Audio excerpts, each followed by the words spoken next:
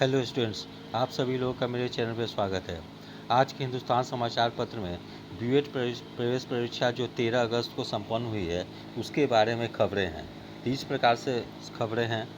शीर्षक है बीएड प्रवेश परीक्षा में 86% उपस्थिति, रिजल्ट 25 को।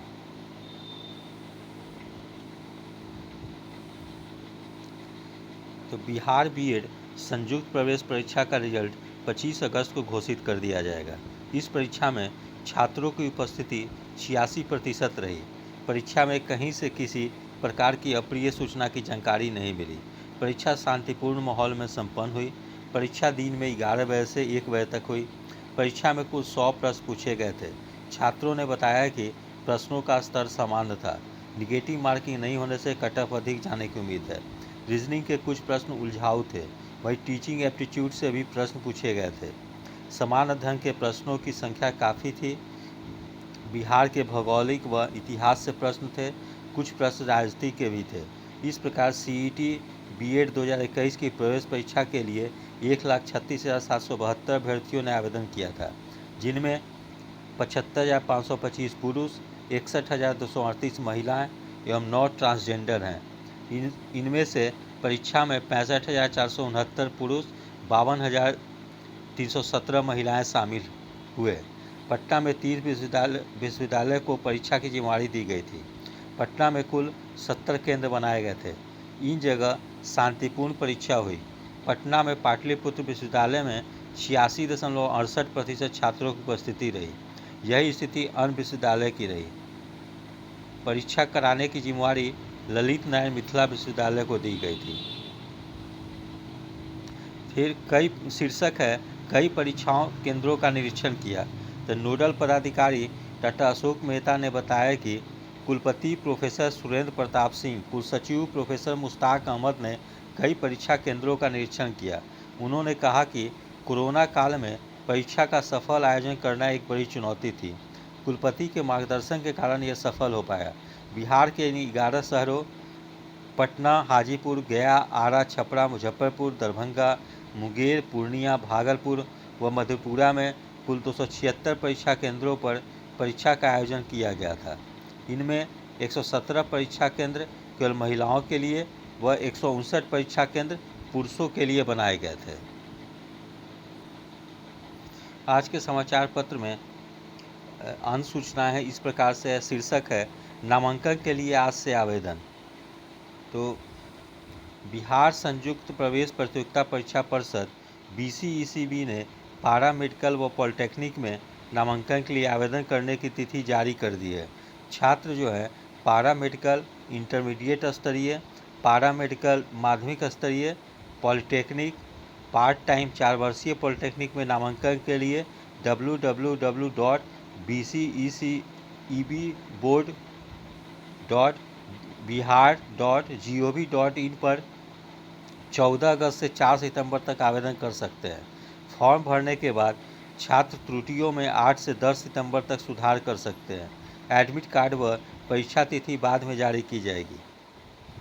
आवेदन 6 चरणों में भरना होगा।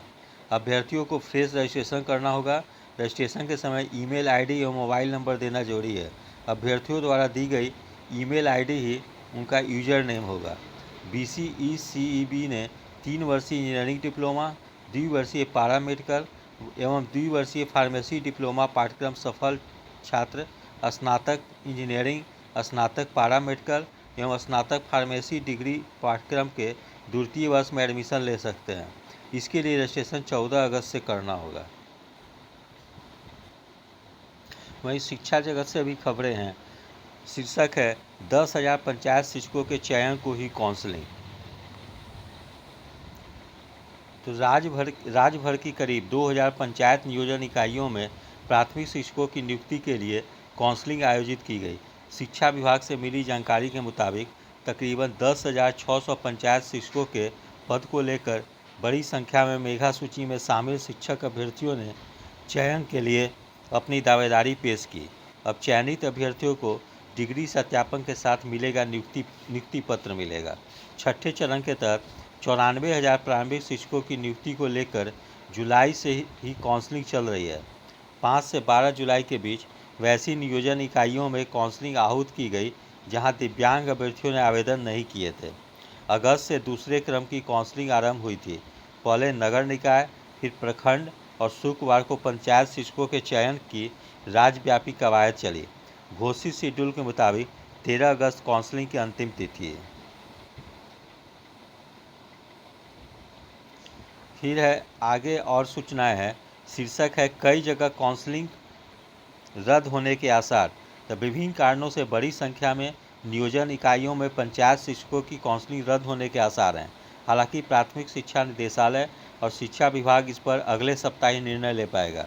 जिला शिक्षा पदाधिकारी के स्तर से जिलों से रिपोर्ट आने के बाद शिक्षा विभाग इस पर निर्णय लेगा। दरभंगा जिले के बहेड़ी में करीब 1.5 दर्जन नियोजन इकाइयों को काउंसलिंग रद्द हो सकती है। यहाँ से विभाग को काफ़ी शिकायतें पहुंची है। प्राथमिक निदेशक ने दरभंगा के डीईओ से इस बाबत बातचीत भी की है। वहीं मुजफ्फरपुर जिले के पारू से भी बड़ी संख्या में अभ्यर्थियों ने शिक्षा विभाग के कंट्रोल रूम में फ़ोन कर स्थानीय प्रशासन और जनप्रतिनिधि द्वारा मनमानी करने का आरोप लगाया। और भी कई जिलों से शिकायतें पहुंची है। बाढ़ जल जमाव के कारण भी कई नियोजन इकाइयों में काउंसलिंग कार्य पूर्ण नहीं किए जाने के अपुष्ट सूचना मिली है। फिर पटना में 132 सीटें रह गई खाली। तो छठे चरण के शिक्षक नियोजन के तहत पंचायत नियोजन इकाई की काउंसलिंग शुक्रवार को समाप्त हो गई। पटना जिले के 10 प्रखंड के 78 पंचायतों में काउंसलिंग हुई। काउंसलिंग समान और उर्दू विषय के लिए किया गया था। इसमें कुल 250 रिक्त पदों पर 118 शिक्षकों का चयन हुआ। वहीं 132 सीटें खाली रह गई। समान विषय की 137 रिक्तियों के लिए 13,483 अभ्यर्थियों को शामिल होना था, पर 601 अभ्यर्थी ही आए।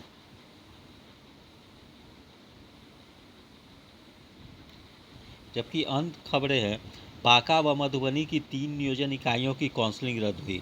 तब बांका जिले के 2 जबकि मधुबनी के 1 प्रखंड में शिक्षक नियोजन को लेकर हुई काउंसलिंग को शिक्षा विभाग ने रद्द कर दिया है।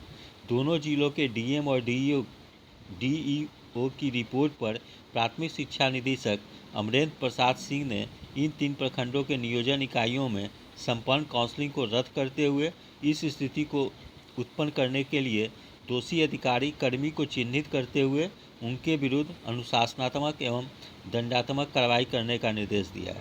प्राथमिक शिक्षा निदेशक द्वारा जारी प्रेस नोट के मुताबिक बांका जिले के शंभूगंज और अमरपुर प्रखंड शिक्षक नियोजन इकाई द्वारा नियोजन में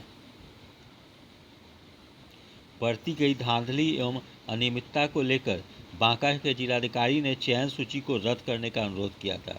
उनके अनुरोध पर इन दोनों प्रखंडों में 7, 8 और 10 अगस्त को ही काउंसलिंग को रद्द कर दिया गया है। मधुबनी के जिलाधिकारी ने बासोपट्टी प्रखंड शिक्षक नियोजन इकाई में 7 अगस्त को ही काउंसलिंग में अनियमितता पाने की स्थिति में इसे रद्द करने का अनुरोध किया था। निदेशक ने राज्य के अन्य जिलों को भी काउंसलिंग में अनियमितता की सूचना डीएम व डीईओ से प्राप्त होने पर दोषी पदाधिकारी व कर्मी के विरुद्ध अनुशासनात्मक एवं दंडात्मक कार्रवाई करने का आदेश दिया है।